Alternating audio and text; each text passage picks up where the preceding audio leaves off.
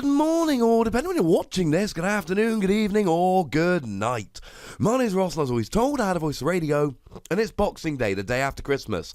And I've got a bit of a cough and a bit of a cold, but, well, a new GX has been revealed. A rather exciting new GX has been revealed. So what am I going to do? Not make a video about it? Ladies and gentlemen, that does not sound like my style. It is Dedenne-GX, and we actually did a video about this card, the rumoured card, a little while ago. I'll pop a link to that one in the description. And now that it has been revealed, we have more proof that when I bring you these rumour videos, I am extremely selective about my sources, and I don't bring you anything unless I really believe it's true. Dedenne proves once again that we're doing alright on this. So, Dedenne-GX, what does it actually do? Well, it is, as suspected, a rather weak GX. It's got 160 HP, which is higher than Marshadow. But other than that, it is the weakest GX that we have at the moment. He's not a big boy. But he is a lightning type. Lightning type is good. It means you have access to electro power to do an extra 30 damage on your attacks. It means you've got access to Thunder Mountain to bring the cost of your attacks down by 1. Lightning is a very good type to have right now. And of course, you are weak to fighting, which is bad because Buzzwole and the weakness to fighting combined with the low HP, it's not looking good, ladies and gentlemen. It's not ideal. I mean, to put it into context here, a non-GX Buzzwole using Swing Around without a Diancie Prism Star hitting 0 heads will still get a one-hit KO. Boo hiss, etc. But what's really exciting, other than the retreat cost of 1, which is very low, and the resistance to metal, which is rather nice, is the ability. And the ability is what makes Dedenne so gosh darn good. When you play Dedenne from your hand onto your bench, you may discard your hand and draw a new hand of 6 cards. Ladies and gentlemen, I did put this video up earlier. There was a mistake in the translation. Just to be clear, it wasn't on David, it was on me. I'm not terribly well. I've got a stinking cold, as we say in the UK. I did misread it, so let me issue the correction now. It is not exactly like Shaymin EX. Shaymin EX was draw until you got 6 cards in hand. This is discard your hand and then draw 6 cards. It is in fact exactly like Zeb Striker from Lost Thunder, except it's 6 cards, not 4. Zeb Striker being a stage 1 that sits on your bench and can be used every turn. Dedenne, you pop it down and you use it and you're ready to go. And this is a good ability. I mean, there is absolutely no question whatsoever that this is like an over-the-top great ability.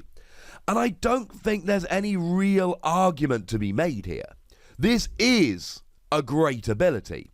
An over-the-top great ability. And just like with Shaymin, it is the turn 1 or the mid-game or any part of the game, but it's that injection of speed. Yes, Zeb Striker does a similar thing, but firstly, there is a huge difference between 4 cards and 6 cards. It's why Cynthia is used as a great card for draw, and Judge is used as disruption, because Judge gives you 4 cards, Cynthia gives you 6. But let's be extremely clear about this.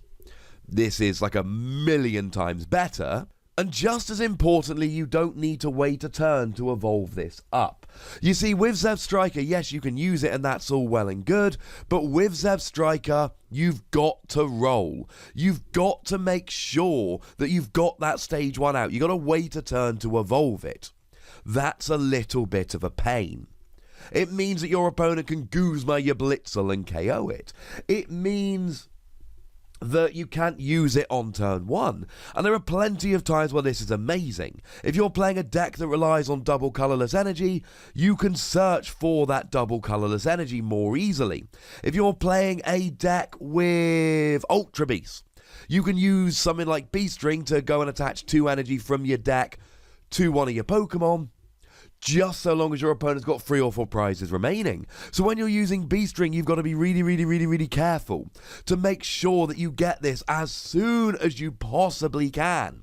You've got to get this at the right time. You've got 1 or 2 turns and you've got to rush out and get the B-String now. And if you don't get the B-String now, that's a big problem. Well, ladies and gentlemen, in comes Dedenne, he's got your back. The Big question we have here, however, is how much we need this. Because we've got Tapu Lele at the moment, and Tapu Lele was stopping us playing Shaymin for quite a while. Now, don't get me wrong, Shaymin still saw play at the end of last format, but a lot less because of Tapu Lele. And Shaymin still sees play in Expanded, but a lot less because of Tapu Lele. And we've got a whole bunch of Pokemon draw at the moment. We've got Zeb Striker, like we mentioned earlier. We've got Oranguru. And okay, it's not draw per se, but Macargo lets you search for any card in your deck and put it on top of your deck. So please make no mistake about the fact that this is a great card, but also make no mistake about the fact that it's not needed like Shaymin was needed. When we had Shaymin, it was like, oh my goodness, every deck just got a bazillion times faster. With this, it's good, and it's amazing, but we've got better options now than we did then. Couple things we do need to make sure we talk about very specifically. First of all, this is once during your turn. There's no Shaymin shenanigans here where you're just playing card after card after card, like in an old Rayquaza deck where you'd play multiple Shaymins and just go nuts. And you need to discard your hand to do this. Then again, we all did it with Professor Sycamore, and we all did it with Zeb Striker. At least some of us do. It's not really a huge problem. Discarding your hand can be fine. I mean, there's plenty of Pokemon out there like... I mean, let's take the new Raichu, for instance. I'll pop a link to that video in the description.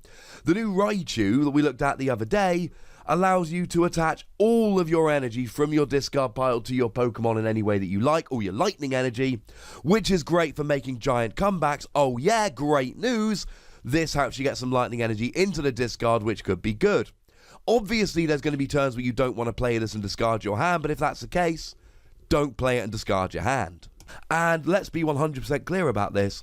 I am absolutely, completely, entirely certain that Dedenne will see play for the ability.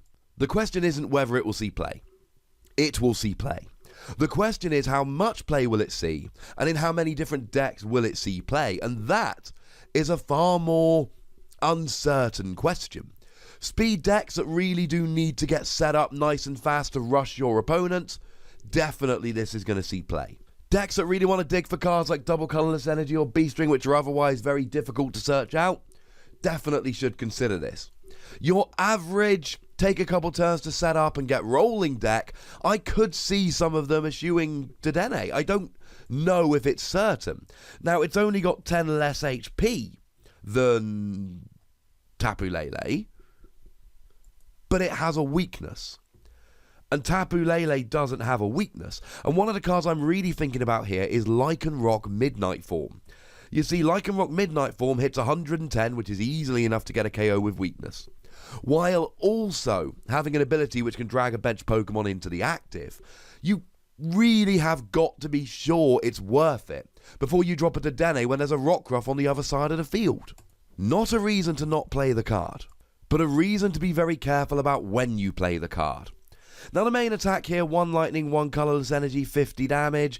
I mean, look, you've got Thunder Mountain, and you've got Electro Power, and you've got Choice Band. So, if you're against something that's weak, let's say something like a Ho-Oh-GX, then actually, a Choice Band and an Electro Power, and you're doing 220 and getting a one-hit KO. That's quite nice. Are you going to be playing Electro Power in a deck that isn't playing other Lightning Pokemon? Probably not. In which case, you can just use one of your other Lightning Pokemon to get the KO. It's a weak generic attack on a Pokemon that is designed to be played for the ability. But what I will say is, you know that there are going to be a couple of people that play this with 1 copy of Volkner and 1 copy of Electro Power, and they put a random energy on Dedenne, and then they go Volkner for an energy and an Electro Power, and actually go smashing things that are weak. That is, I'm sure, going to happen. As for the GX attack, and I didn't actually mention this earlier, for which I am extremely sorry, but it is the lovely David Hochmann who brings us our translation here. Of course, it's the lovely David Hochmann that brings us our translation here. And what it does for a lightning and a colorless energy is it does 50 damage, just like the first attack, plus automatic paralysis, which is amazing, and you shuffle it and all cards attached to it into your deck, which of course gives us another nice little parallel with Shaymin, whose main attack did put it back into your hand, ready to use it next turn. This is wonderful. This is one of the things that really puts Dedenne into being a top tier card. Because now, it's not a liability on the bench. You do 50 damage, put it back into the deck, and paralyze. It means one Dedenne can either be used for the ability and then gotten rid of with paralysis, or it can be used a couple of times. Although, please do remember this is your only GX attack for the turn. But automatic paralysis is good. I talked about Kyurem the other day, which is going to be coming out in this set. I'll pop a link to that one in the description. And one of the things I said about Kyurem was how gosh darn good automatic paralysis is. Well, that hasn't changed in the past few days. Automatic paralysis is phenomenal, and yeah, fine, maybe your opponent's got a Guzma. Maybe your opponent's got an Ace Roller and they can get round this, and if they have, they have. Those games happen. But similarly, ladies and gentlemen, there'll be plenty of games where this paralyzes your opponent and buys you a turn, while getting a liability off the bench. No, the amount of damage you're doing here is not good. I'm not going to sit here and argue that it is. It's a bad amount of damage. But the paralysis and getting it back in your deck ready to use later is good. The reality of Dedenne is that it's kind of a Shaymin designed by a group of people who saw what Shaymin did to the format. There's no attack for one energy attachment that puts it back into your hand.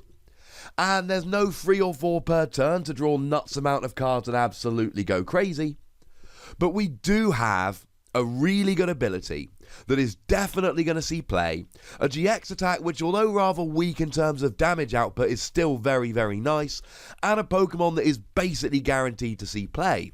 I don't think it's the 2 or 3 in every deck like Shaymin was when it's released, but I do know that there are an awful lot of people that are going to watch this video and go, hang on a second, I could really do with 1 or 2 of those in my deck. It's a 5 Wossie card.